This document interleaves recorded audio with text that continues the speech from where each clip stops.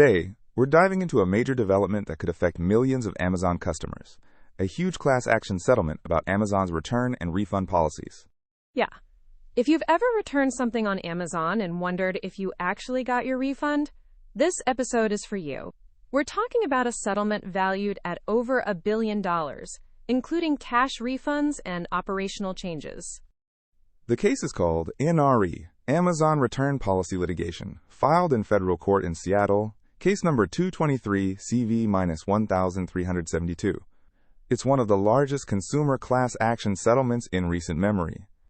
We'll break down who qualifies, how much money is involved, and what you need to do if you think you're owed money. Let's start with the background.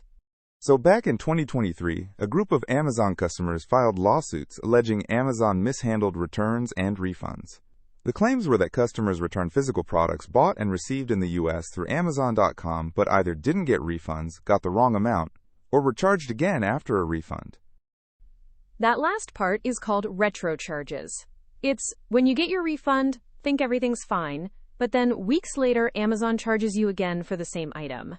Most people wouldn't notice unless they're carefully checking their bank statements. Right, and this wasn't just one lawsuit. 3 separate lawsuits were combined into this big case before Judge Jamal Whitehead. The plaintiffs were represented by Quinn Emanuel Urquhart and Sullivan & Ziegler Law Group as co-lead class counsel, firms known for handling major cases. Amazon denied wrongdoing. Their defense was that customers agreed to their return policies, and sometimes returns were late or incomplete. But here's the interesting part. In 2025, Amazon did an internal review and found a small subset of returns where refunds failed to process or they couldn't confirm the right item was returned. That's a significant admission, even if they didn't call it that. Now, about the settlement. Amazon agreed to put $310 million into a non-reversionary common fund. That means any unclaimed money doesn't go back to Amazon. It stays with class members, attorneys, and administration. And before the settlement was finalized, Amazon had already refunded about $570 million to affected customers, with another $34 million pending. So in cash alone, Amazon is putting nearly $1 billion toward this issue. On top of that, there's $360 million in non-monetary relief, operational changes to how Amazon handles returns and refunds going forward.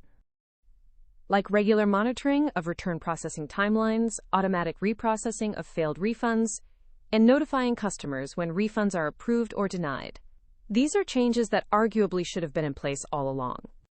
And these reforms have to be maintained for 18 to 24 months, meaning Amazon is under court supervision to keep these improvements. So when the plaintiffs' attorneys say this settlement is worth over $1 billion, they're not exaggerating. It's a big deal. Who qualifies? The settlement class includes anyone who initiated a return or refund request for a physical product purchased and received in the U.S. on Amazon.com from September 5, 2017 onward.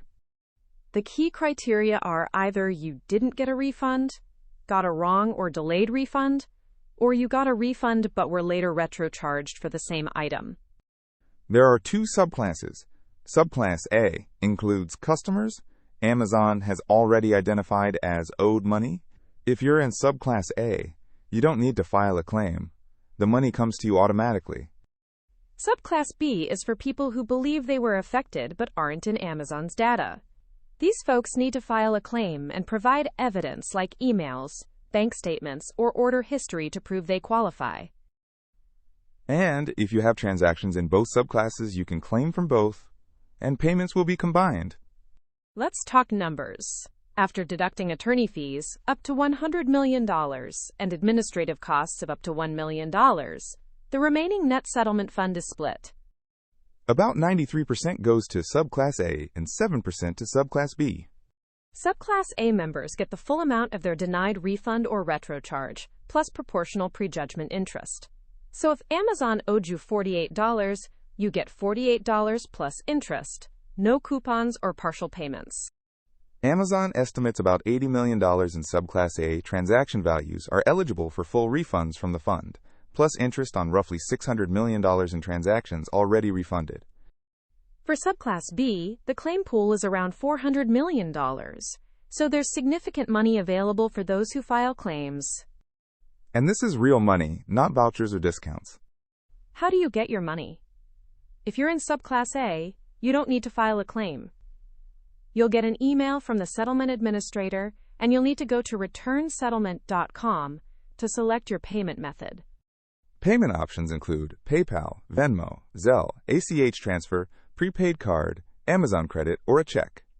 We recommend choosing a digital payment method to avoid delays or checks that expire after 90 days. For Subclass B, you have to file a claim form online at returnsettlement.com or mail it to the settlement administrator. And you'll need to provide evidence supporting your claim. The settlement agreement was filed with the court on January 23, 2026. We're waiting for preliminary approval from Judge Whitehead. Once approved, email notices go out within 45 days. Then you have 60 days from the notice date to file claims, opt out, or object. The final approval hearing will be at least 164 days after the notice date, and payments start about 30 days after the final funding date. So this will take several months, but the settlement website is already live. Bookmark returnsettlement.com and check back regularly. Why does this matter beyond the money? Amazon processes billions of transactions. Even a tiny error rate means millions could be shortchanged. This settlement holds Amazon accountable and forces structural changes to prevent future refund failures and retro charges. The monitoring, automatic reprocessing, and customer notifications improve transparency and consumer protection. It sends a clear message that even the biggest retailer can't just pocket refund money and hope no one notices. To wrap up, Amazon is paying $310 million into a settlement fund, has already refunded roughly $570 million, and the total value tops $1 billion. If you returned anything on Amazon since September 2017 and didn't get your money back or were charged twice, you could be owed money. Go to returnsettlement.com. If you're in Subclass A, pick your payment method. If you're in Subclass B, file your claim. And remember to act within deadlines and choose digital payment methods to avoid missing out. Until next time, stay informed, stay protected, and get your money back. See you on the next episode.